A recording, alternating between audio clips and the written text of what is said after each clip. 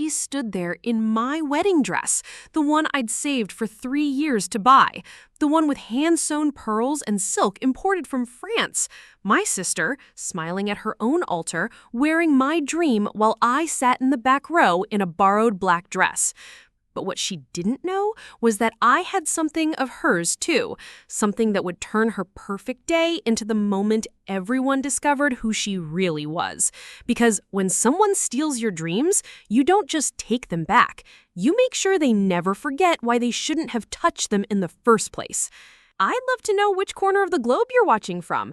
And if this story speaks to you, make sure to subscribe. Tomorrow's video is one you absolutely can't miss.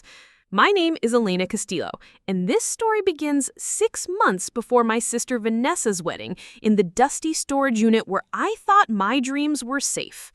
I'd been planning my wedding to Marcus for 2 years. Not the kind of planning where you flip through magazines and pin ideas to boards. The kind where you work double shifts at a coffee shop, sell your grandmother's jewelry, and eat ramen for months just to afford one perfect dress. A Vera Wang original that cost more than my car. Ivory silk with hand-sewn Swarovski crystals, a cathedral train that flowed like water, and a bodice that fit me like it was sculpted from my body alone. I found it at a trunk show in Manhattan. The moment I tried it on, the boutique fell silent. Even the sales associate, who'd probably seen thousands of brides, stopped mid-sentence and just stared. It wasn't just a dress. It was a transformation. I wasn't Elena, the struggling grad student anymore. I wasn't the younger sister who always got the hand-me-downs. I was radiant. The price tag made my hands shake. $12,000. My entire savings account held $4,000. But the boutique owner, Mrs. Chen, saw something in my face. She offered me a payment plan, $2,000 down, the rest over 18 months. I signed before I could talk myself out of it. For the next year and a half, I lived like a monk. No dinners out, no new clothes, no vacations. Every extra penny went to that dress. Marcus thought I was crazy. "It's just one day," he'd say. "We could use that money for the honeymoon." But he didn't understand. Growing up as Vanessa's shadow had taught me that sometimes you have to claim your moment of being seen. Vanessa had always been the golden child. Homecoming queen, valedictorian, full scholarship to Princeton. She was 8 years older, and by the time I was old enough to have my own identity, everyone already knew exactly who I was, Vanessa's little sister. The teachers who remembered her brilliance, the neighbors who compared my B+ report cards to her perfect scores, the family friends who asked how I was doing in school and then immediately asked if I was as smart as Vanessa. When she got engaged to David Hammond, a corporate lawyer from one of Phoenix's oldest families, it was front-page news in the society section. Not because it was surprising, but because it was inevitable. Beautiful, successful Vanessa, deserving beautiful, successful David. The perfect couple with the perfect future. My engagement to Marcus was announced in the family group chat with 3 heart emojis. But I had my dress, my one thing that would be mine alone, more beautiful than anything Vanessa had ever worn, more expensive than anything our middle-class family had ever owned. It was my declaration of independence, my proof that I could create something extraordinary for myself. I kept it in a climate-controlled storage unit across town. Not because I didn't trust it at home, but because I wanted it to be a surprise. Even Marcus hadn't seen it. I would visit it once a month, just to touch the fabric and remind myself that it was real. Sometimes I'd take it out of its preservation bag and hold it against myself in the mirror, mounted on the storage unit wall, imagining my wedding day. 3 weeks before Vanessa's wedding, she called me crying. Not the pretty tears she was famous for, the ones that made her eyes sparkle without smearing her makeup. These were the ugly, desperate sobs of someone whose carefully constructed world was crumbling. "Elena, you have to help me," she gasped between breaths. "My dress is ruined." She'd been storing her wedding dress at David's penthouse apartment while they renovated their new house. A pipe had burst in the unit above, sending water cascading through the ceiling directly onto her walk-in closet. Everything was destroyed. Shoes, jewelry, and most devastating of all, her custom Pronovius gown that had taken 8 months to make. The seamstress says there's no way to fix it, she sobbed. The water damage, the mold, the beading is all tarnished, and there's no time to order another custom dress. The wedding is in 3 weeks, Elena, 3 weeks. I made sympathetic sounds while my mind raced. Vanessa continued her breakdown over the phone, cycling through all her options. Every high-end boutique in Phoenix was sold out of sample sizes and her measurements. Rush orders were impossible. She'd called designers in Los Angeles, New York, even Paris. Nothing. "What am I going to do?" she whispered. "David's family, his mother, she's invited 300 people. The photographer alone cost more than most people's cars. I can't walk down the aisle in some off-the-rack disaster from David's bridal." That's when she asked the question that changed everything. "Alina, what does your dress look like?" The words hung in the air like smoke. I knew exactly where this was heading, but I played dumb. "My dress?" "For your wedding, with Marcus. What style did you choose?" I described it carefully, watching her reaction through her voice. The silence stretched longer with each detail. The designer name, the hand-sewn crystals, the cathedral train. By the time I finished, she wasn't crying anymore. "Alina," she said, and her voice had changed completely. Gone was the desperation, replaced by something calculating.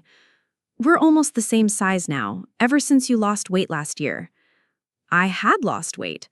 40 pounds, actually, from the stress of graduate school and working 2 jobs to pay for the dress. Vanessa had always been naturally thin, but now we were both a size 6. Could I maybe try it on, just to see if it might work as a backup option?" A backup option. My dream dress, reduced to Vanessa's backup plan. But she was my sister, and she was desperate, and I'd been raised to believe that family came first, that being the good sister meant sacrifice, that my role was to support Vanessa's shine, not compete with it. "Of course," I heard myself saying, "we can go look at it tomorrow."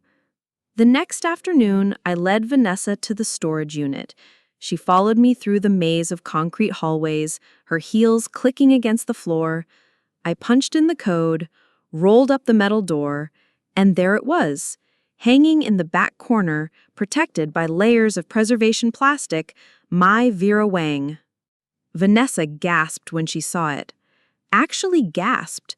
Her hands flew to her mouth, and for a moment, she looked exactly like she had when we were kids and I'd shown her some small treasure I'd found.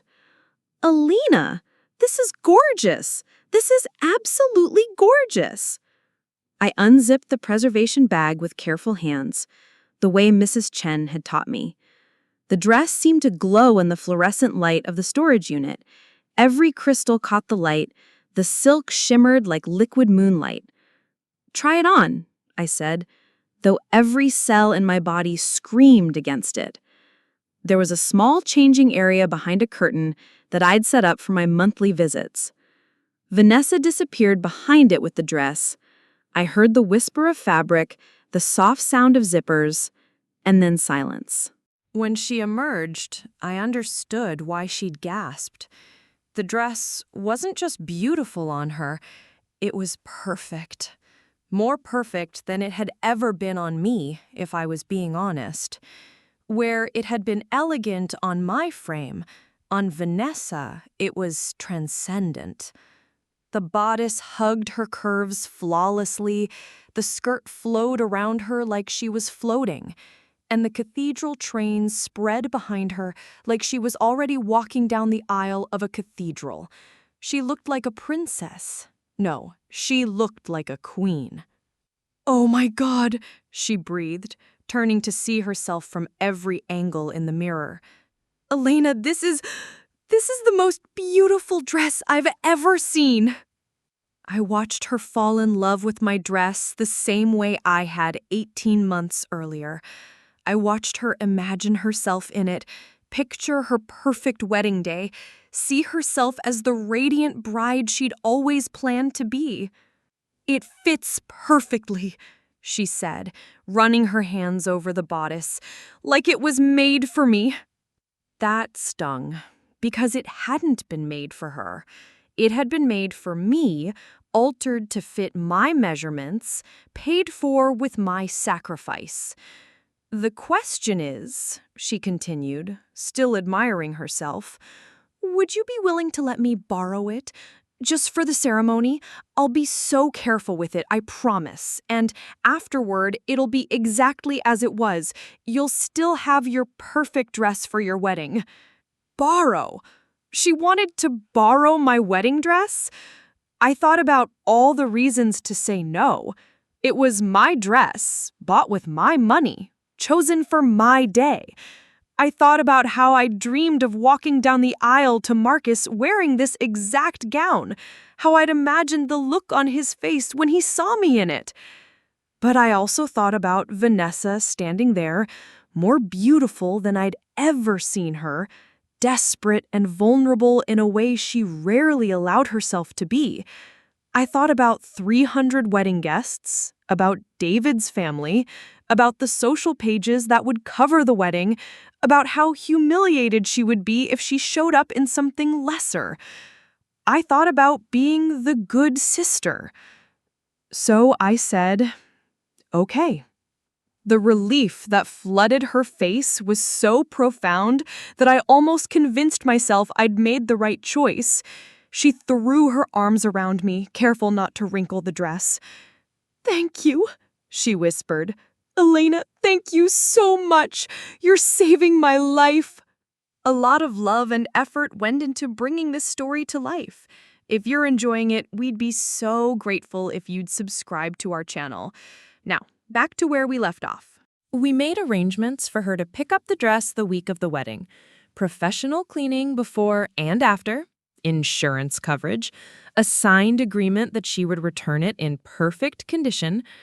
But as I drove home that day, leaving my dress in the storage unit for 3 more weeks, something felt wrong. Not just the disappointment of sharing my moment, something deeper. It was the way she'd looked at herself in that mirror. Not grateful, not relieved, possessive. Like the dress had always been hers and she was simply reclaiming it. It was the way she'd said, like it was made for me, without any acknowledgement that it had actually been made for me. It was the way she'd immediately started planning alterations. Minor ones, she assured me, just shortening the train slightly, adding a small bustle, maybe switching out the buttons for something more her style. But mostly, it was the way she'd looked at me when she thought I wasn't watching. Not grateful, not sisterly, calculating. 3 days later, she called with more requests. Could she have the matching veil, too? She'd forgotten about the veil when she'd tried on the dress, but now she realized how perfect they looked together. And the shoes? Since we wore the same size, would I mind if she borrowed the custom-dyed satin pumps? Each request chipped away at the uniqueness of my wedding vision. By the end of the week, she'd essentially borrowed my entire bridal look. But I said yes to everything, because that's what good sisters do. The night before her wedding, she called one more time. Her voice was different again. Firmer, more confident. "Elena, I've been thinking, this dress, it's so perfect for my wedding. The venue, the theme, the season, everything just fits together so beautifully." She paused, and in that pause, I heard something that made my stomach drop. I was wondering if maybe we could work something out. Permanently. Permanently? What do you mean? Well, you're not getting married for another 8 months. By then, you'll probably want something different anyway. More suited to your venue, your budget level. This dress, it's really more appropriate for a formal church wedding like mine.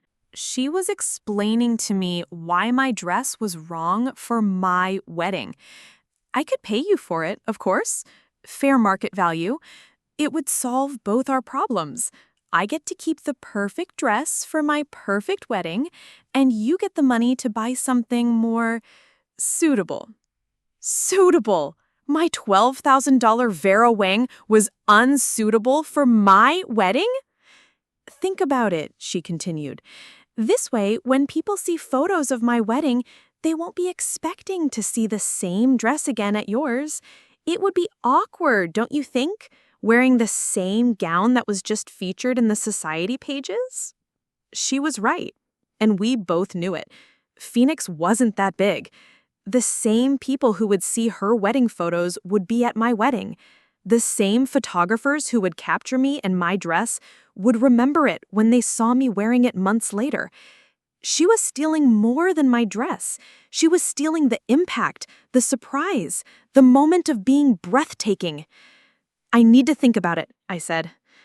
Of course, but Alina, the wedding is tomorrow. After that, if people see me in the dress, well, it becomes part of the wedding story, part of the public record. You understand. I understood perfectly. She was giving me one last chance to sell her my dress before she made it impossible for me to wear it at my own wedding. That night, I couldn't sleep. I kept thinking about the storage unit, about my dress hanging there, waiting. I thought about the 18 months of ramen dinners and double shifts.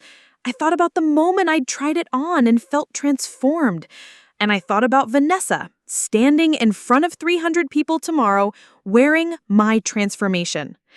At 3 a.m., I made a decision, but it wasn't the decision she expected.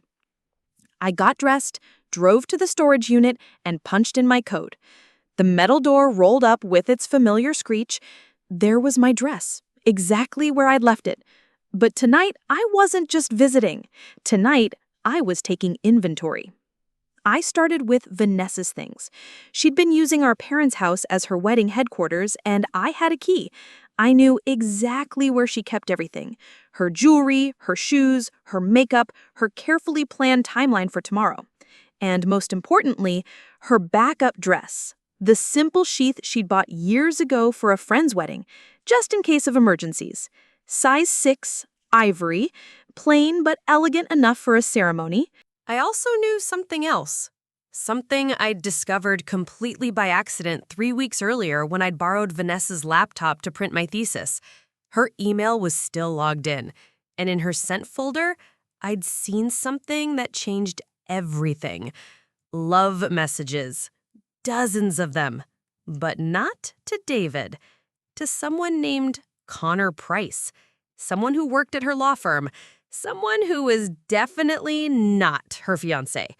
I'd only read one before closing the laptop in shock, but it was enough. Explicit, passionate, and dated just 2 weeks before her engagement to David. At the time, I'd convinced myself it was old correspondence, maybe from before she met David. But the timestamps didn't lie. These messages were recent. Some of them were sent while she was trying on wedding dresses with David's mother. My perfect sister, marrying one man while carrying on with another. I'd planned to forget what I'd seen, to pretend I'd never opened that email folder. But now, sitting in the storage unit at 3 a.m., I realized I had more than just a wedding dress to think about. I had information. And tomorrow, while Vanessa walked down the aisle in my dress to marry a man she was cheating on, 300 people would be gathered to witness what they thought was true love. But what if they knew the truth? What if someone made sure they knew the truth? I looked at my dress one more time, then pulled out my phone and started making calls. Not to family, not to friends, to vendors. The first call was to Marcus. He answered on the second ring, groggy but concerned. "Elena, what's wrong?" "Nothing's wrong," I said. "But I need you to trust me. Can you meet me at the storage unit? I need your help with something." "Right now? It's 3 in the morning." "Right now." The second call was to my cousin Rita, who worked as a photographer's assistant and owed me a favor from when I'd covered her rent last year. "Rita, I need you to be at St. Andrew's Cathedral tomorrow morning. With your camera." "Vanessa's wedding? I'm already working on it. Martina's photography booked me weeks ago." "Perfect." She'd already be there. Good. But I need you to do something extra. Something off the books. The third call was trickier. Connor Price's number was in Vanessa's phone, which she'd left charging in the kitchen while she stayed at David's apartment the night before the wedding. Getting it required a quick trip to the house, but I had my key and knew my parents would be asleep. His voicemail picked up. Deep voice, confident tone. The kind of voice that could talk someone into an affair. Connor, this is Vanessa's sister, Elena. I know about you two. I know about the emails, and I know about tomorrow. Meet me at Cafe Luna on 5th Street at 7 a.m. Come alone, or everyone at that wedding finds out about your relationship. I hung up and checked the time. 4 a.m. 3 hours until I confronted the man who was sleeping with my sister. 7 hours until she walked down the aisle in my dress. But I wasn't planning to stop her wedding. I was planning to make it unforgettable. For all the wrong reasons. Connor Price was nothing like what I'd expected. When he walked into Cafe Luna at exactly 7 a.m., I was surprised by how ordinary he looked. Medium height, brown hair that needed a trim, a nervous energy that made him check his phone every 30 seconds. This was the man worth risking a marriage to David Hammond for? He spotted me immediately. I was the only person sitting alone, and I'd chosen a corner booth where we wouldn't be overheard. He slid into the seat across from me, his eyes darting around the cafe like he expected photographers to jump out from behind the coffee machines. "You're Elena," he said. It wasn't a question. "And you're the man sleeping with my sister 4 hours before her wedding." He flinched like I'd slapped him. Good. I wanted him to be uncomfortable. "Look, I don't know what you think you know, but..." I pulled out my phone and showed him a screenshot of one of the emails. His face went white as he recognized his own words, explicit words, about what he wanted to do to Vanessa after David left for his business trips. "I know exactly what I know," I said quietly. "The question is, what are you going to do about it?" Connor's hands were shaking as he reached for his coffee. "What do you want? Money?" Money. Everyone in this family thought everything could be solved with money. "I want the truth," I said. "How long has this been going on?" He was quiet for a long moment, staring into his cup like the answers might be floating in the foam.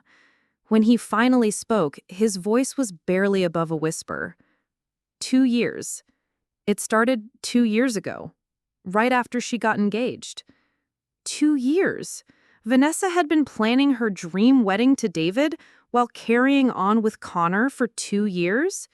Every dress fitting, every cake tasting, every romantic gesture from David had been happening while she was texting another man. "She said she was going to call it off," Connor continued. "The engagement, I mean. She said David was just what her family expected, but I was what she wanted." "And you believed her?" "For a while. But then the wedding got closer and she kept making excuses. Said she needed more time, needed to find the right moment, needed to make sure her family wouldn't disown her." I almost laughed. Vanessa disowned? Our parents would throw a parade if she brought home a sandwich, as long as she was happy. The truth was simpler. She didn't want to give up David's money and status for Connor's genuine feelings. "She's not calling off the wedding," I said. Connor's face crumpled. "I know. That's why I was going to do something about it myself." This caught my attention. "What kind of something?" "I was going to object. During the ceremony. When the priest asks if anyone has a reason why they shouldn't be married." He looked up at me with desperate eyes. I was going to stand up and tell everyone the truth.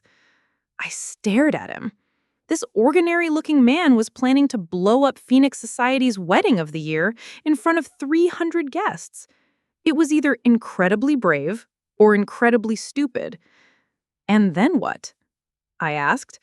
"You think she'd choose you after you humiliated her in front of everyone?" I hoped He trailed off, realizing how naive it sounded. Connor Price wasn't a villain. He was just another person Vanessa had manipulated, another heart she'd collected and kept on a shelf. But unlike me, he was planning to fight back. I made a decision that would change everything. "Don't object during the ceremony," I said. Hope flickered in his eyes. "You think she might—" "No. I think you'll ruin your own life for nothing. She'll marry David, and you'll be the crazy ex-boyfriend who disrupted a wedding. But there's another way." I leaned forward, lowering my voice. What if everyone knew the truth before the ceremony even started? For the next hour, I outlined my plan. It was more complex than Connor's simple objection, but it would be infinitely more devastating. By the time I finished explaining, Connor was staring at me with a mixture of admiration and terror. "You're really going to do all that?" he asked. "We're really going to do all that," I corrected. "But only if you're absolutely sure you want Vanessa to face the consequences of her choices." Connor thought about it for a long moment. Then he nodded. "She's been lying to both of us. To David, too. Someone should know the truth." We shook hands across the cafe table, and I felt something shift inside me. For the first time in my life, I wasn't just reacting to what Vanessa did to me. I was taking control of the story. The rest of the morning was a blur of preparation. Connor left to handle his part of the plan, and I drove back to my parents' house. It was 8:30 a.m., and the house was already chaos. Wedding vendors arriving, family members getting ready, the phone ringing constantly. My mother was in full mother-of-the-bride mode, orchestrating everything with military precision. She barely looked up when I walked in. "Elena, thank God you're here. I need you to pick up the flowers from Rosewood Florist. They're supposed to be delivered by 10, but I don't trust them not to be late." Perfect. Running errands would give me access to everything I needed. I drove to the florist, but instead of just picking up the flowers, I had a conversation with Maria Gonzalez, the owner. Maria had been doing flowers for Phoenix Society weddings for 20 years. She knew everyone, heard everything, and most importantly, she talked to everyone. "Maria, I need to ask you something confidential," I said as we loaded the arrangements into my car. "Of course, mija. What is it?" "If you heard something about a bride that might prevent a big mistake, would you speak up?" Maria's eyes sharpened. She'd seen enough weddings to know that sometimes the biggest mistake was the marriage itself. "Depends on what kind of something," she said carefully. I showed her one of the Connor emails on my phone. Not the explicit ones, but just one where he and Vanessa were making plans to meet while David was out of town. Maria's face hardened. "Ay, Dios mío, this is your sister?" "This is my sister. And she's marrying that nice Hammond boy in 4 hours?" "She is." Maria was quiet for a moment. Then she started loading flowers more aggressively. "That poor boy! His family, they're good people. They don't deserve this." "I agree, but I'm not sure what to do about it." "You show his family before the wedding. Let them decide." This was exactly what I'd hoped she'd say. Maria had just given me permission and moral support for what I was about to do. My next stop was David's family home. The Hammonds lived in Paradise Valley, in a house that looked like it belonged in a magazine. Mrs. Hammond answered the door herself, dressed in an elegant navy dress with pearl accessories. She looked every inch the society matron, but her smile was warm and genuine. "Elena, how lovely to see you. Is everything all right with the flowers?" "The flowers are fine, Mrs. Hammond, but I need to speak with you about something important. About Vanessa." Her expression shifted slightly. Mothers always knew when something was wrong. "Of course, dear. Come in." We sat in her immaculate living room, surrounded by wedding gifts and photos of David throughout his life. This was the room where he'd grown up, where he'd brought Vanessa to meet his parents for the first time, where they'd planned the engagement party that had been written up in Phoenix magazine. "Mrs. Hammond, what I'm about to show you is going to be very difficult, but I think you have a right to know before your son makes the biggest commitment of his life. I handed her my phone with the email thread pulled up. I'd chosen carefully, not the explicit messages, but enough to make the affair undeniable. Messages with timestamps, references to meeting places, discussions of hiding from David. Mrs. Hammond's face went through several changes as she read.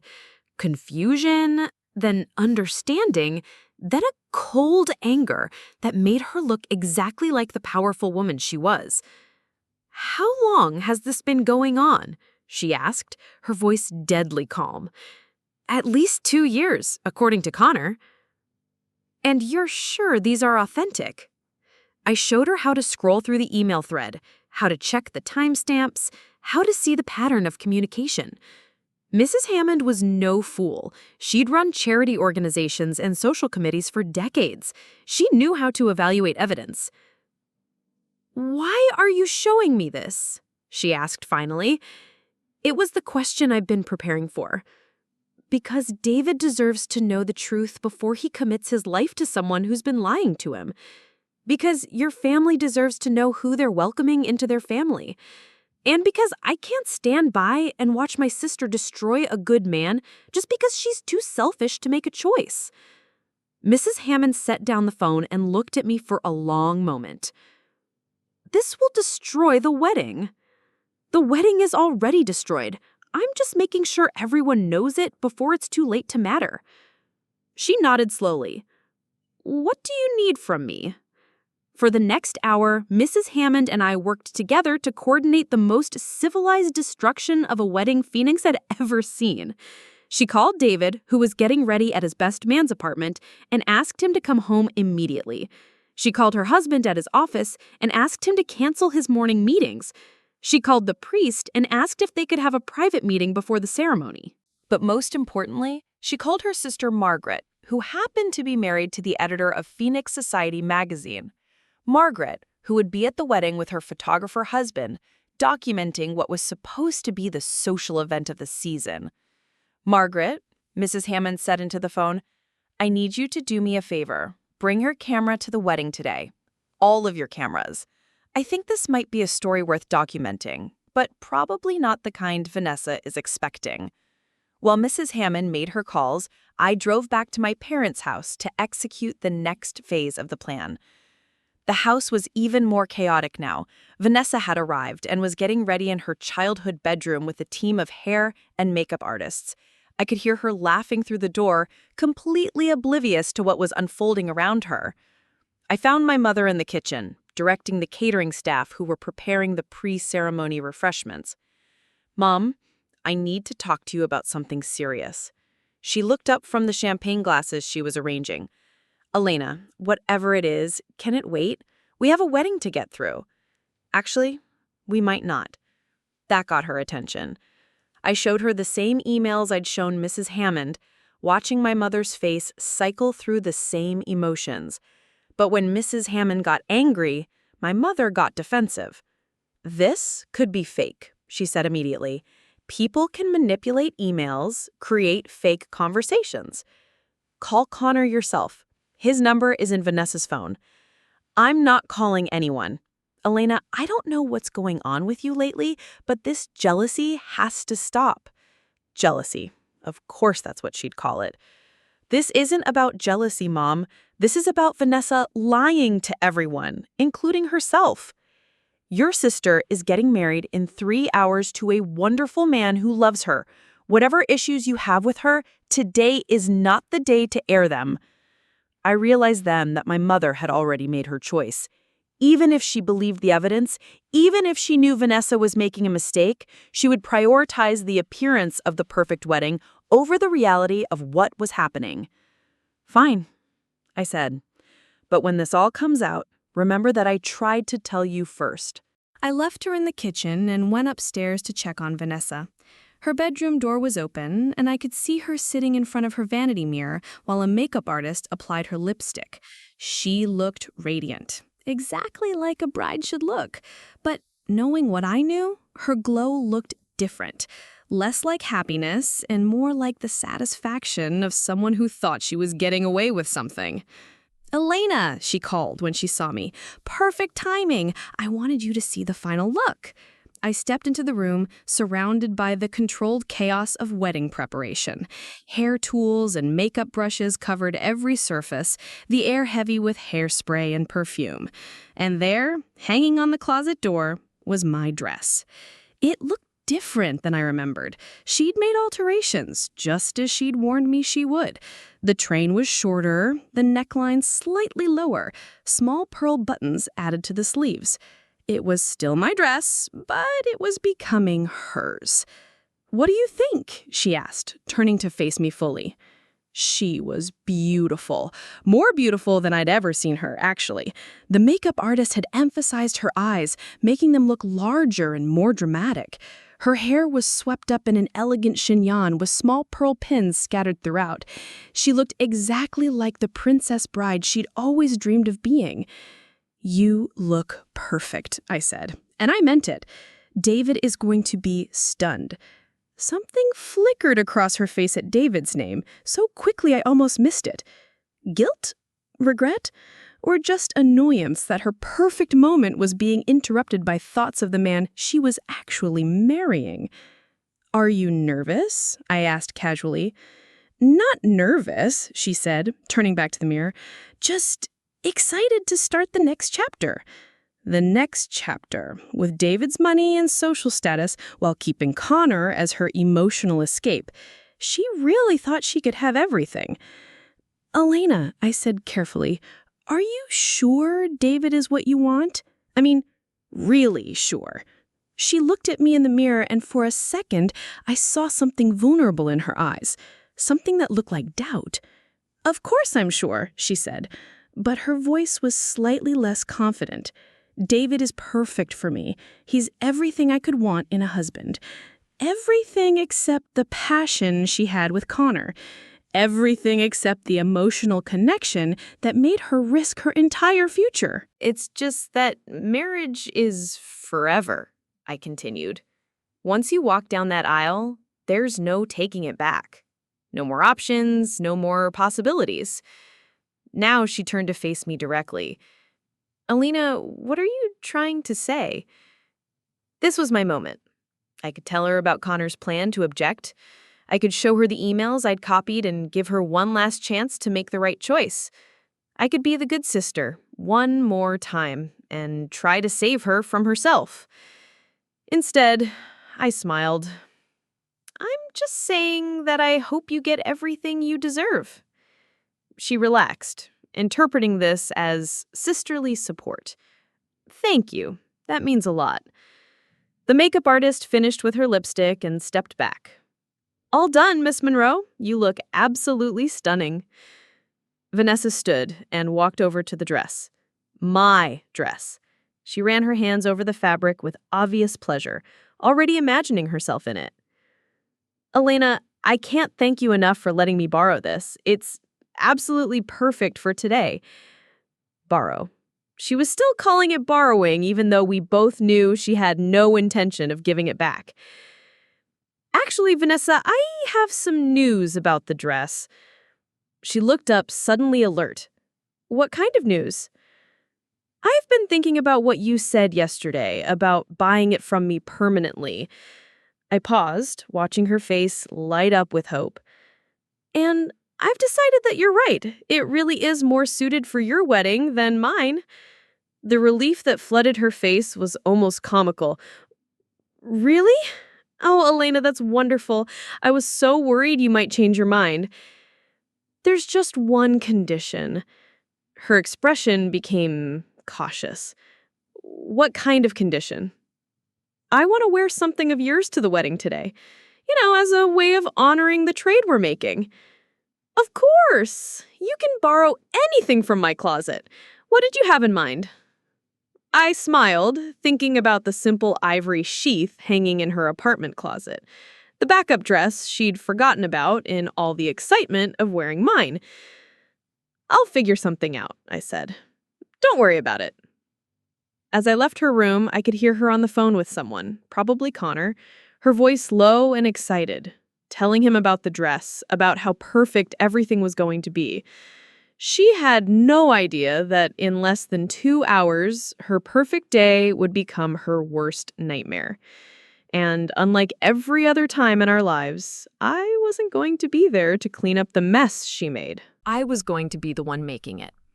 At 11 a.m., exactly 2 hours before the ceremony, I walked into Vanessa's apartment using the spare key she'd given me months ago.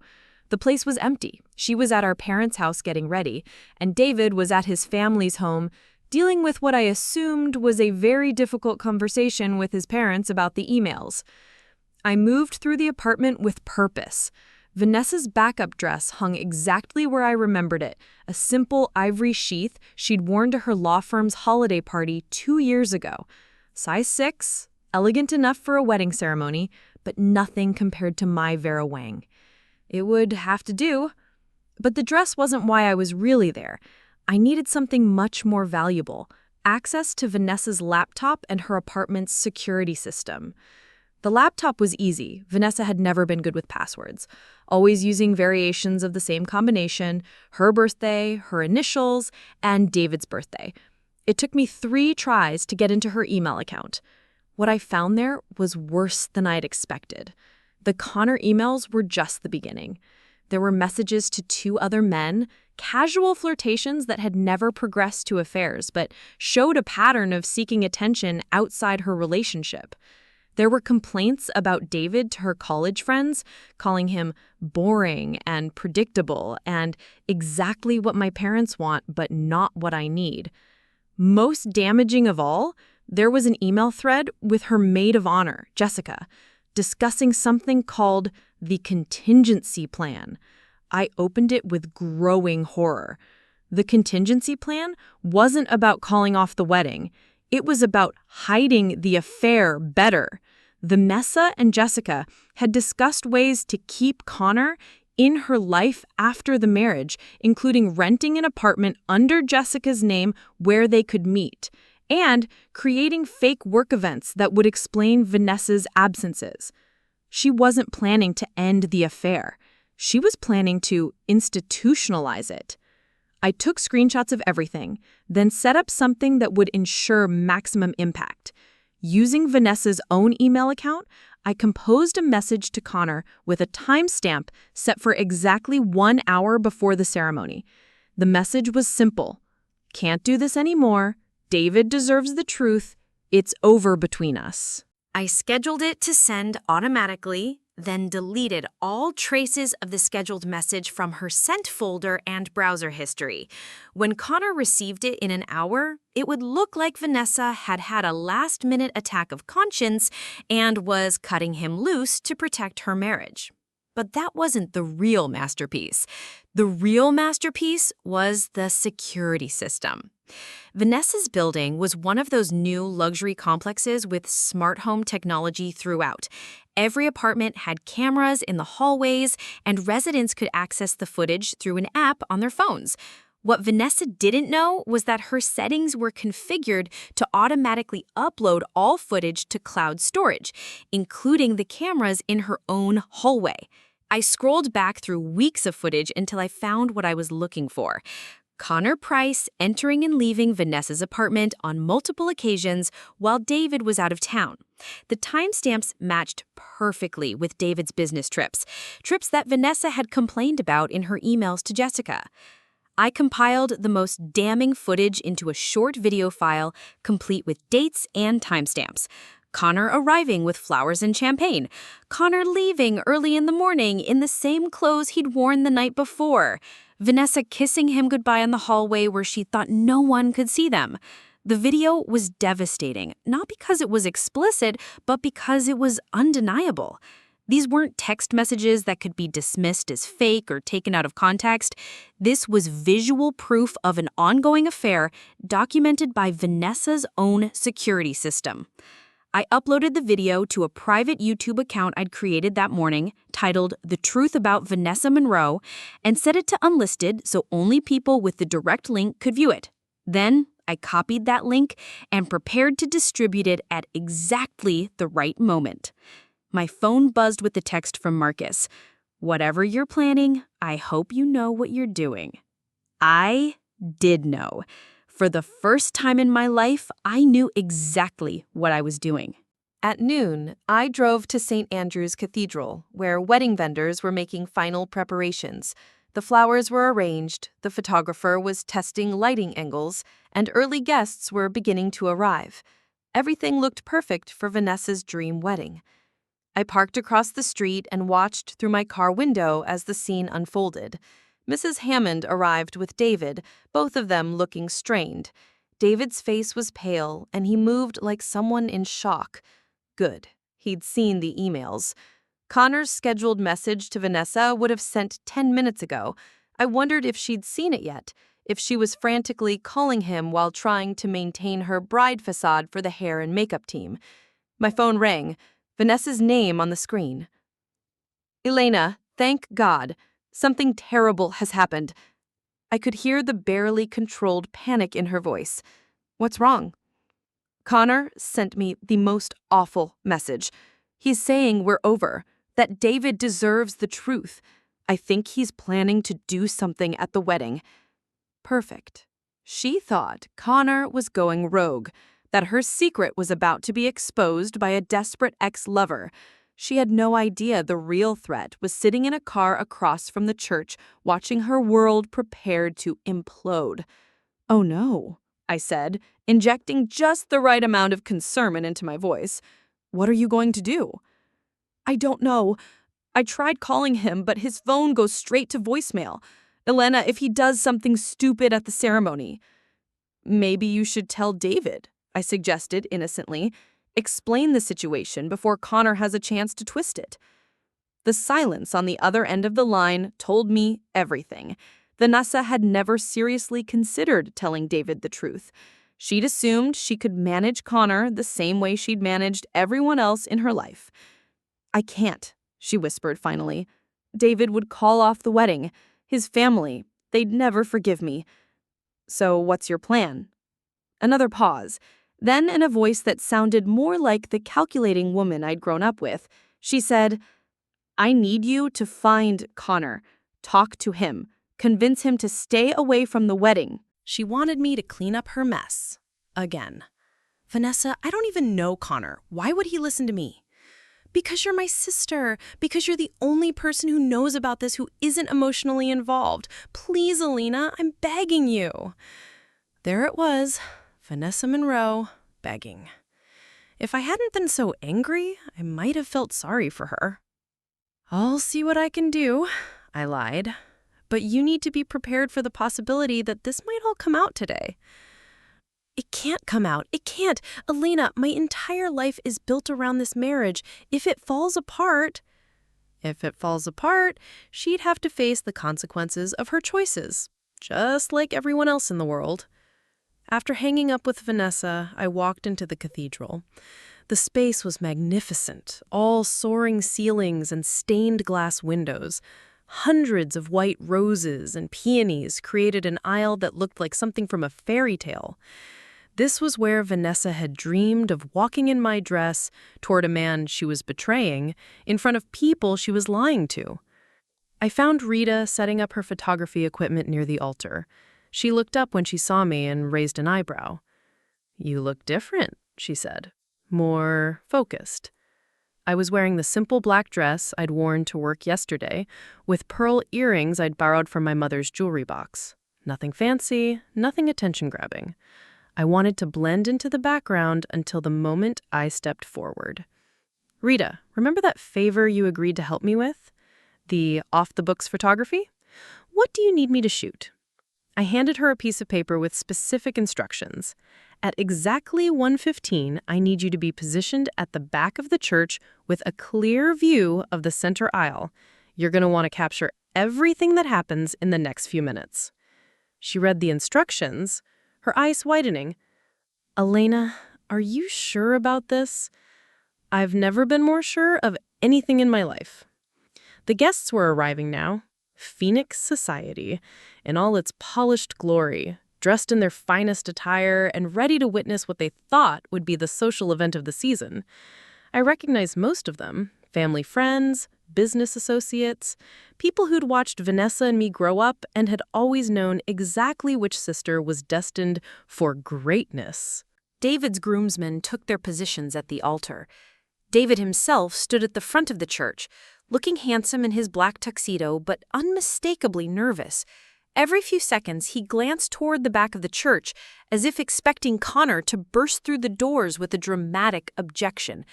He had no idea the real drama was going to come from somewhere much closer to home. At 1 o'clock, the processional music began. My parents walked down the aisle first, my father in his rented tuxedo that was slightly too big, my mother in a dusty rose dress that complemented her hair. They looked proud and nervous and completely unaware that their perfect daughter's perfect day was about to become a disaster. The bridesmaids followed, a parade of Vanessa's college friends and law school colleagues in matching sage green dresses. Jessica, the maid of honor who'd helped plan the contingency, looked particularly radiant. She had no idea that her text messages about secret apartments and cover stories were about to become public knowledge. And then, the moment everyone had been waiting for, the wedding march began, and Vanessa appeared at the back of the church. She was breathtaking. There was no other word for it. My dress transformed her into something ethereal, the cathedral train flowing behind her like liquid light. Every eye in the church was on her, every phone camera capturing her entrance. She looked like a princess, like a goddess, like the perfect bride from every fairy tale. But I saw something the others didn't. The slight tremor in her hands, the way her smile didn't quite reach her eyes, the quick glance she threw toward the back of the church, as if still expecting Connor to appear. She was scared. For the first time in her life, Vanessa Monroe was walking into a situation she couldn't control. As she walked down the aisle, I pulled out my phone and sent 3 text messages. The first was to Mrs. Hammond. Now. The second was to Maria, the florist. Check your email. The third was to a group chat I'd created that morning, including Jessica, Connor, and several of Vanessa's law firm colleagues, the truth about Vanessa's wedding. YouTube link. Within seconds, I can see the effect rippling through the congregation. Mrs. Hammond stood up from her pew and walked calmly to the side of the altar, whispering something to the priest. Maria, who was adjusting floral arrangements near the front, checked her phone and immediately walked over to 2 other society matrons, showing her screen. But the real earthquake started when Jessica opened the group chat. I watched from my pew as Jessica's face went white. She fumbled with her phone, presumably trying to open the YouTube link. When the video loaded, her hands started shaking so badly she almost dropped the device. The woman sitting next to Jessica leaned over to see what was wrong, and Jessica, in her shock, showed her the screen. Within moments, that woman was sharing the phone with the person next to her, and the knowledge began spreading through the congregation like wildfire. Meanwhile, Vanessa continued her slow procession down the aisle, completely oblivious to the chaos building around her. She was focused on David, on her entrance, on the moment she'd been dreaming of since childhood. She had no idea that behind her, 300 wedding guests were watching security footage of her kissing another man for 2 years. By the time she reached the altar, the whispers had started. At first, just a few people trying to process what they'd seen. But as more phones were passed around, as more people accessed the YouTube link, the whispers grew into a low buzz of shocked conversation. The priest, looking confused by Mrs. Hammond's interruption and the growing disturbance in the congregation, tried to begin the ceremony. "Dearly beloved, we are gathered here today," but his voice was competing with the sound of 300 people discovering that the beautiful bride in front of them had been cheating on her groom for 2 years. David, still unaware of what was happening behind him, smiled nervously at Vanessa. She smiled back, but I could see the confusion in her eyes as she registered the unusual atmosphere in the church. That's when Jessica stood up. "Stop," she said, her voice carrying across the cathedral. "Stop the ceremony." Every head turned toward her. Vanessa's face went from confusion to horror as she realized her maid of honor was speaking. Her best friend was interrupting her wedding. "Jessica, what are you doing?" Vanessa whispered, loud enough for the microphones to pick up. Jessica held up her phone, her hand still shaking. "Everyone knows, Vanessa, about Connor, about the affair, about everything. It's all over social media." The cathedral fell completely silent. You could have heard a pin drop on the marble floor. Vanessa's eyes darted around the room, taking in the faces staring at her. Some showed shock, some showed pity, but most showed the kind of fascination that people have when watching a car accident unfold. She finally landed on me, sitting calmly in the third pew, and in that moment, she understood. Not Connor, not some desperate last-minute confession. Me. Her little sister had destroyed her perfect wedding. The look on her face was worth every sacrifice I'd made for that dress. The cathedral had never been quieter.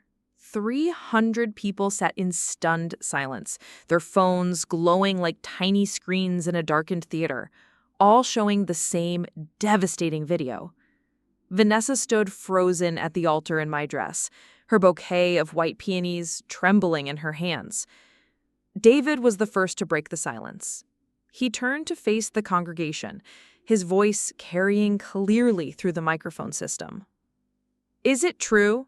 he asked, not to Vanessa, but to the room full of people who now knew more about his fiancé than he did. Mrs. Hammond rose from her seat with the dignity that came from decades of handling social crises. "David, perhaps we should discuss this privately."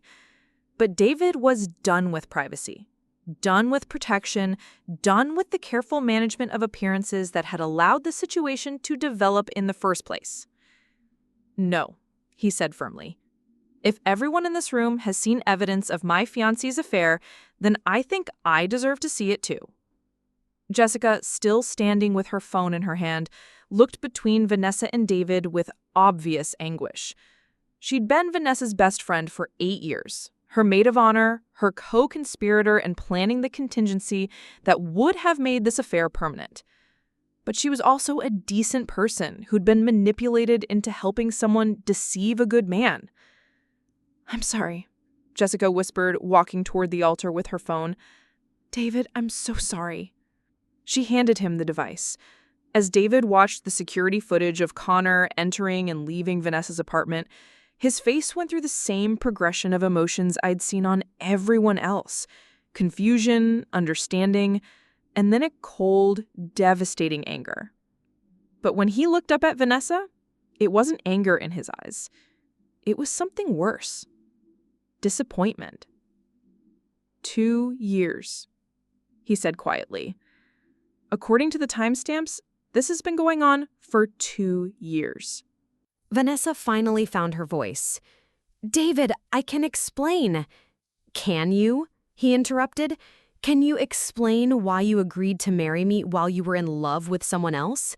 Can you explain why you let my family plan this wedding, spend this money, invite these people, all while you were planning to continue an affair after our marriage?" The last part hung in the air like an accusation. David had clearly seen more than just the security footage. He'd seen the emails, the contingency plan, the apartment rental under Jessica's name. "You weren't planning to end it," David continued, his voice getting stronger with each word. "You were planning to keep both of us, my family's money and social position, and his, what? His passion? His emotional connection? Whatever it was I apparently couldn't give you." Vanessa was crying now, mascara creating dark trails down her cheeks. But they weren't the pretty tears she was famous for. These were the desperate, ugly tears of someone whose carefully constructed world was collapsing in real time. "Please," she whispered, "can we talk about this somewhere private?" "Private?" David's voice was incredulous. "Vanessa, there are 300 people here who just watched video evidence of your affair. There is no privacy anymore." That's when I stood up. Every eye in the cathedral turned to me as I walked calmly down the aisle. I wasn't in a hurry. It wasn't dramatic. I just walked at a steady pace, wearing my simple black dress, looking exactly like what I was, someone who had nothing left to lose. "Elena, don't," Vanessa said, her voice barely audible. But I wasn't there to make a speech or have a confrontation. I was there to complete what I'd started. When I reached the altar, I turned to face the congregation. 300 faces stared back at me, waiting to see what the quiet little sister would do next. "I have something that belongs to me," I said simply. Then I reached behind Vanessa and began undoing the buttons on my dress. The gasp that went through the cathedral was audible. Vanessa grabbed my hands, trying to stop me. "Elena, please, you can't do this here." You took my dress, I said loud enough for everyone to hear. You took my wedding, you took my moment, but you don't get to keep them. Mrs. Hammond stepped forward. "Elena, dear, perhaps we should—" "No," I said firmly. "I've been quiet my whole life. I've been understanding and accommodating and willing to sacrifice everything for family peace. But this dress was mine. I saved for it, I worked for it, I dreamed of wearing it on my wedding day, and she stole it." I looked directly at Vanessa. "You didn't borrow it. You didn't buy it. You stole it, just like you've stolen everything else you wanted your entire life." The buttons were old-fashioned, small and numerous, running from the neck to the small of the back. As I worked my way down, more of the dress loosened, and Vanessa had to hold it against herself to keep it from falling. "Elena, stop!" my father's voice called from the congregation. "This isn't the time or place." I turned to find him in the crowd. "When is the time, Dad? When would it ever be appropriate for me to ask for what's mine? When would it ever be my turn?" The cathedral was so quiet, you could hear the rustle of silk as I continued working on the buttons. Vanessa was trapped. If she let go of the dress to stop me, it would fall. If she didn't stop me, I would take it off her in front of everyone. "Choose," I said quietly, just for her. "Let go of my dress, or let everyone see that you have nothing underneath all the lies." It was a metaphor and a literal threat at the same time. Vanessa made her choice. She released the dress and lunged toward me, trying to grab my hands and stop me from undoing the remaining buttons. The dress fell. Not completely.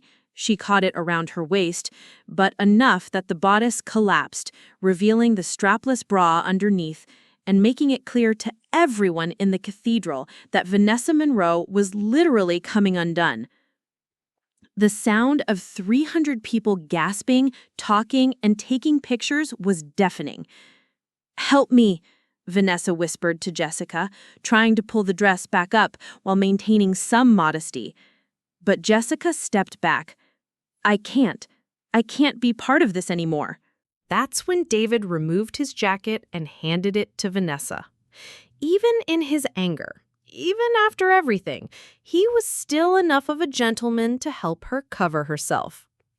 "Keep the dress," he said as she wrapped his jacket around her shoulders. "It clearly means more to you than our relationship did." He started to walk away, then turned back. "But you'll have to find someone else to pay for it." The financial implication hit the congregation like a thunderbolt. David's family had been paying for the wedding, including, presumably, what they thought was Vanessa's dress. They'd been financing her theft from me. Mrs. Hammond stood up again. "The reception is canceled," she announced with perfect composure. "The vendors will be compensated and gifts will be returned to their senders. We apologize for the inconvenience." It was a masterclass in social grace under pressure. In one brief statement, she'd handled the immediate logistics while making it clear that the Hammond family was washing their hands of the entire situation. As the congregation began to buzz with conversation and slowly filed out of the cathedral, I bent down and picked up my dress. The silk was wrinkled, and the train had a small tear from where Vanessa had stepped on it while trying to keep it on. But it was mine again. "You destroyed my life!" Vanessa said, clutching David's jacket around herself. No, I replied calmly. I documented your choices. You destroyed your own life. I just made sure everyone could see it. You planned this, all of it. The emails, the video, the timing. You orchestrated my humiliation. I looked at her, really looked at her, for what felt like the first time in years. Without the perfect makeup and styling, without the radiant glow of a woman getting everything she wanted, she looked smaller somehow, more human. You know what the difference is between us, Vanessa?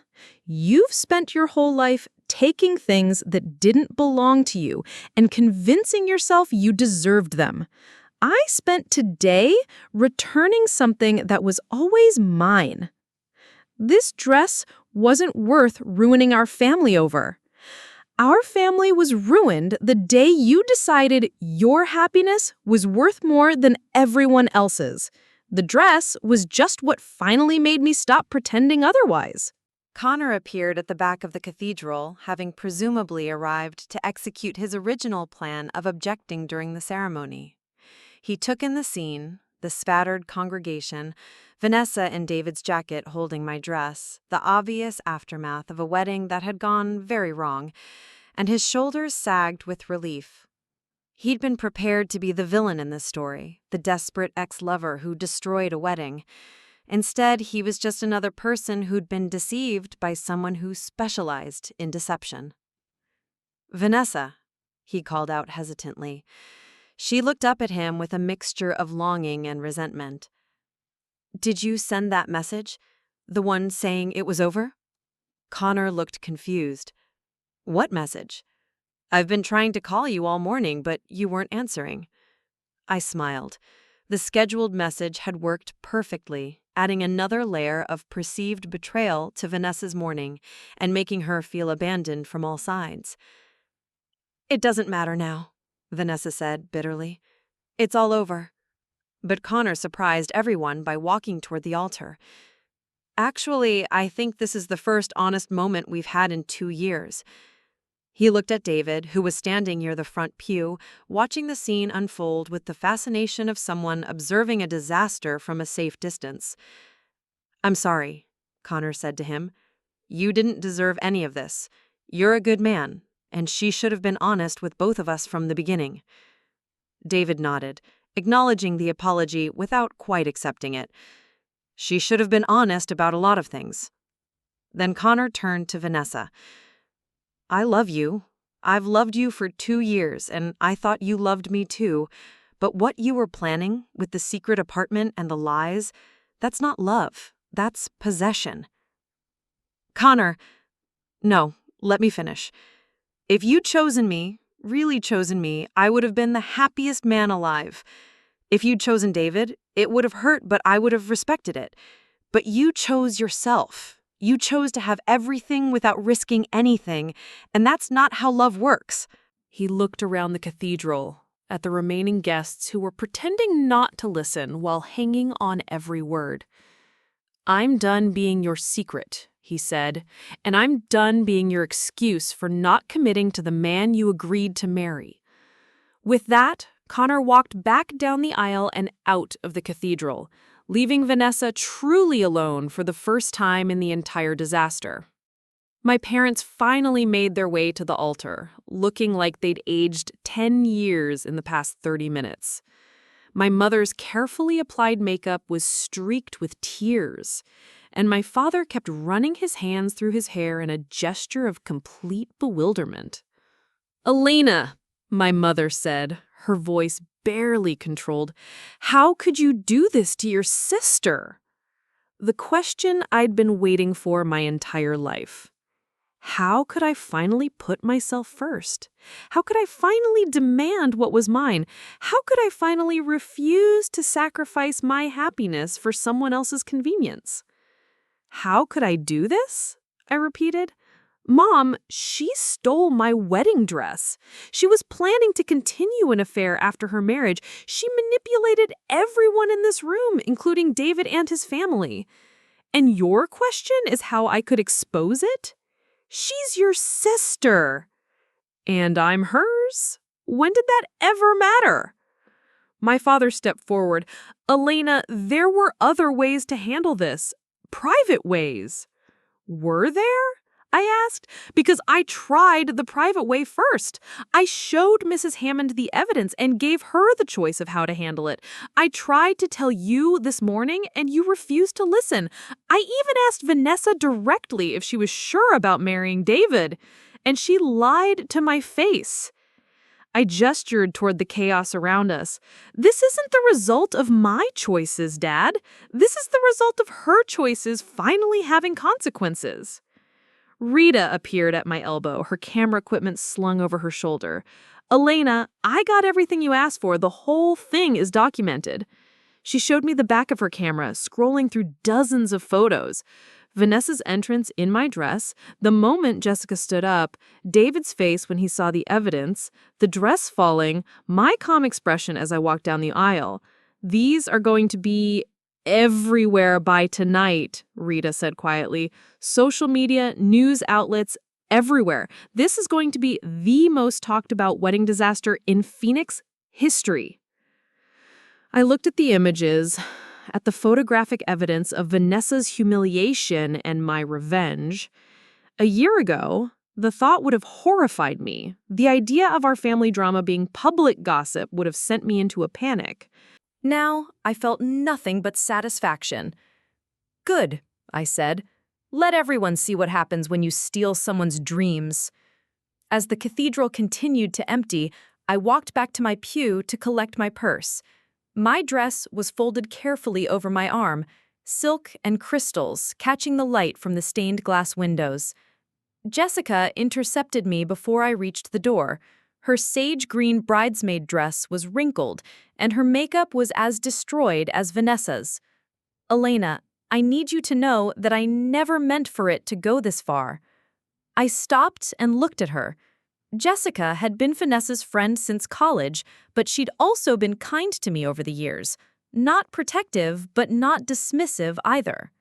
The contingency plan, the secret apartment, you helped her plan that. Jessica's face crumpled. She said David was controlling. She said he didn't understand her emotional needs. She made it sound like Connor was just friendship that had gotten a little too close, and David was being unreasonable about it. And you believed her? I wanted to believe her. She's my friend, and she seemed so unhappy.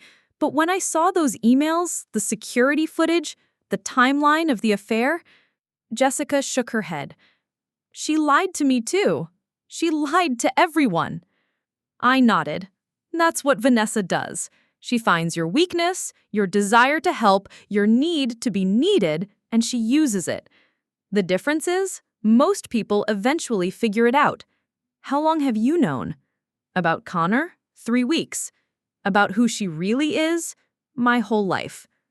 Jessica was quiet for a moment, processing this. What happens now? I looked around the cathedral one more time. The flowers were still beautiful, the decorations still elegant.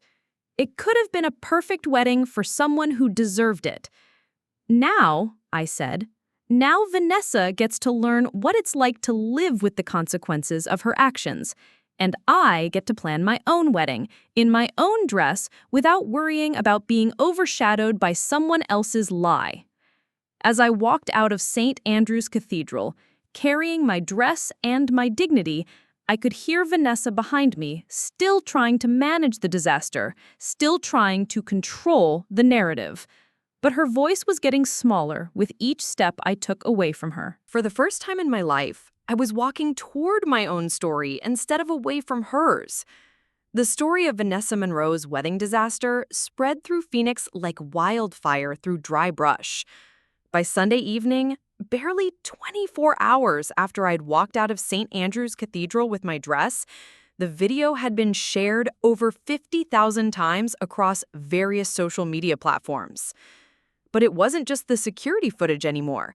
Rita's professional photographs from inside the cathedral had been picked up by Phoenix Magazine, the Arizona Republic, and 3 different gossip blogs. The images were devastating. Vanessa in my dress, looking radiant at the beginning of the ceremony, then increasingly panicked as the truth spread through the congregation. And finally, the moment when the dress fell and she was left clutching David's jacket around herself. I was sitting in my apartment Sunday night, scrolling through the coverage on my laptop, when Marcus arrived with Thai takeout and a bottle of wine.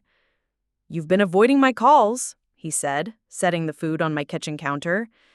"I've been processing." Processing the fact that you just became the most famous wedding crasher in Arizona? The truth was, I was processing something much deeper than fame. For the first time in my life, I had taken control of my own story. I wasn't reacting to what Vanessa had done to me.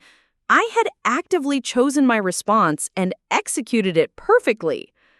My phone buzzed with another call from my parents. I let it go to voicemail, just like I had with the previous 15 calls. "You're going to have to talk to them eventually," Marcus said. "No, I don't think I am." Monday morning brought news that changed everything. David's family had filed their own lawsuit against Vanessa, seeking to recover the money they'd spent on the wedding. But more devastating than the money was the public statement Mrs. Hammond released. The Hammond family was deceived into financing a fraudulent ceremony. "We believe Miss Monroe committed fraud by accepting our financial support while knowingly planning to violate the fundamental premise of marriage." Tuesday afternoon, Connor called me. "Elena, I need to thank you." "For what?" "For saving my life. If you hadn't exposed everything at the wedding, I would have spent years being the other man, helping her lie to David. You set me free too." "What are you going to do now?" "I'm moving to Denver. New job, fresh start. And Elena, you should know that Vanessa called me last night, crying, asking me to publicly say the affair was fake, that you'd manipulated the evidence somehow." "What did you tell her?" "I told her the same thing I'm telling you. The truth doesn't need defending. It just needs to be told." After hanging up with Connor, I realized something profound had happened. By exposing Vanessa's lies, I hadn't just freed myself, I'd freed everyone who'd been trapped in her web of deception. Wednesday brought the call I'd been expecting. My mother's voice was strained, desperate. "Elena, you need to stop this. The lawsuits, the media attention. You're destroying your sister's life over a dress." "I'm not destroying anything, Mom. I'm just refusing to cover up what she destroyed herself." "She made mistakes, but she's still family." "When was my family? When did anyone in this family ever protect me the way you're trying to protect her now?" The silence on the other end told me everything. They couldn't answer because we both knew the truth. I had never been the priority. "What do you want us to do?" my mother asked finally. "I want you to stop asking me to sacrifice my peace for her comfort. I want you to stop treating her actions like they're my responsibility to fix. I want you to understand that I'm done being the good sister who absorbs everyone else's damage." That afternoon, Vanessa showed up at my apartment. I saw her through the peephole, standing in the hallway wearing dark sunglasses and a baseball cap. She looked like someone trying to avoid paparazzi, which she probably was. I opened the door but left the chain lock engaged. "Elena, please, we need to talk." Talk to the reporters. You seem to enjoy the attention. "This isn't a joke. My law firm put me on administrative leave. David's family is suing me for fraud. I can't show my face anywhere in this city." I looked at her through the gap in the door. Without her usual perfect styling, she looked exhausted and small. "You created this situation, Vanessa. Every single choice that led to Saturday was yours. I know I made mistakes, but you're my sister. Sisters forgive each other. Sisters also don't steal from each other. But apparently, I'm the only one who learned that lesson." She was quiet for a moment, then said something that surprised me. "What do you want? Money? A public apology? What would it take for you to forgive me?" "You still don't get it," I said. "I don't want anything from you, Vanessa. That's what you can't understand. For the first time in my life, I'm not waiting for you to give me something or stop taking something or acknowledge something. I'm completely free of needing anything from you. So, this is forever? You're just gonna cut me out of your life? I thought about it for a moment, then said something that surprised me. You know what the difference is between us? You spent your whole life taking things that didn't belong to you. My inheritance, my dress, my moments, other people's trust and love. I spent Saturday taking back what was always mine, and now I'm taking back my peace. I started to close the door, but she put her hand against it. Elena, if you do this, you'll never see me again. Is that really what you want? I looked at her one more time. My sister, who had been the center of my family's universe for as long as I could remember. Yes, I said. That's exactly what I want. I closed the door and turned the deadbolt. 6 months later, I was standing in a bridal suite at the Desert Botanical Garden wearing my dress. The real version of the moment I dreamed about for 3 years. The silk felt like water against my skin. Every crystal caught the Arizona sunlight, and the cathedral train flowed behind me like liquid moonlight. But more than the dress itself was how I felt wearing it. Not just beautiful, but powerful. Not just radiant, but free. Marcus waited for me at the end of an aisle lined with desert wildflowers and succulents, his face lighting up when he saw me. The guests were people who genuinely loved us both, friends from graduate school, colleagues, Marcus's family who had welcomed me completely. My parents weren't there. I'd sent them an invitation, but I'd also made it clear that it came with conditions. No drama, no attempts to reconcile with Vanessa, no guilt trips about family unity. They'd chosen not to come rather than accept those boundaries. I was surprised to find that their absence felt like relief rather than sadness. As I walked down the aisle, I thought about the girl who had stood in that storage unit 18 months ago, trying on this dress and imagining this moment. She had thought the dress would transform her into something special. She had thought wearing it would finally make her the star of her own story. She'd been wrong about the dress, but right about the story. The transformation hadn't come from silk and crystals. It had come from finally understanding that I didn't need anyone's permission to put myself first, that I didn't need anyone's approval to demand what was mine, that I didn't need to absorb anyone else's damage to prove I was worthy of love. After the ceremony, as Marcus and I greeted our guests at the reception, Rita approached with her camera. Alina, can I ask you something? Do you ever regret how everything happened with Vanessa? I thought about it. Vanessa's law firm had eventually fired her after the fraud allegations became public. She'd moved to Portland, where she was working as a paralegal under her maiden name. Connor had sent me updates occasionally, not because I asked, but because he thought I should know she was alive and seemingly trying to rebuild her life quietly. The Hammonds had won their lawsuit and recovered most of their money. The media attention had eventually died down. Phoenix society had moved on to other scandals, other dramas, and I had moved on to my own life. I regret that it took me 25 years to stand up for myself, I said finally. But I don't regret anything that happened after I decided to stop being the victim in someone else's story. What would you say to other people who are dealing with family members who take advantage of them? I looked around at my reception, at Marcus laughing with his groomsmen, at friends toasting our happiness, at a life I'd built by choosing myself instead of sacrificing myself. I'd say that being the bigger person is overrated. Sometimes being the person who refuses to accept less than they deserve is exactly what the situation requires. Later that night, as Marcus and I sat on the balcony of our hotel room in Sedona, the same town where my grandmother's house sat, now legally mine after a settlement that had taken months to negotiate, I opened a letter that had been delivered to the hotel. It was from Vanessa. Her handwriting, her stationery, postmarked from Portland.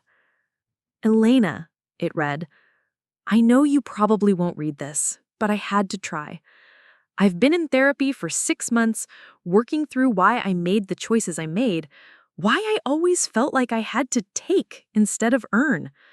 My therapist says I was afraid that if I didn't grab everything I could, there wouldn't be enough left for me. I was afraid of being ordinary, of being like everyone else who has to work and sacrifice and earn what they get. I know now that what I was really afraid of was being like you, genuinely good, genuinely deserving, genuinely capable of building something real through honest effort. It was easier to steal your achievements than to earn my own. I don't expect forgiveness. I don't even want contact.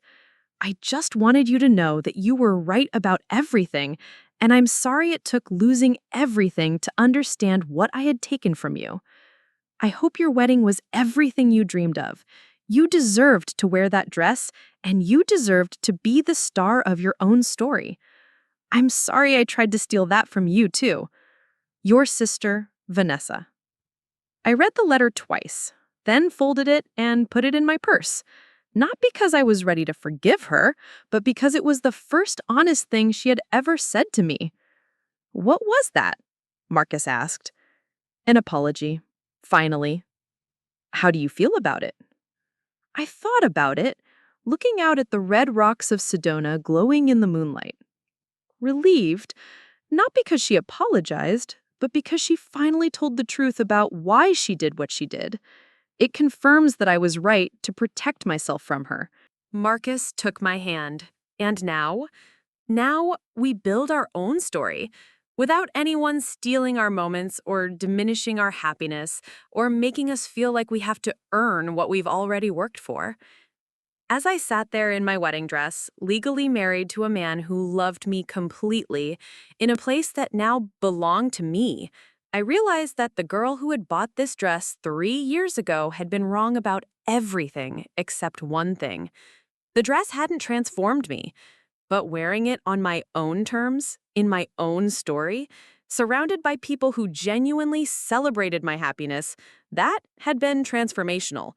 Not because of magic, but because I had finally learned the difference between taking up space and earning it, between demanding attention and deserving it, between stealing moments and creating them.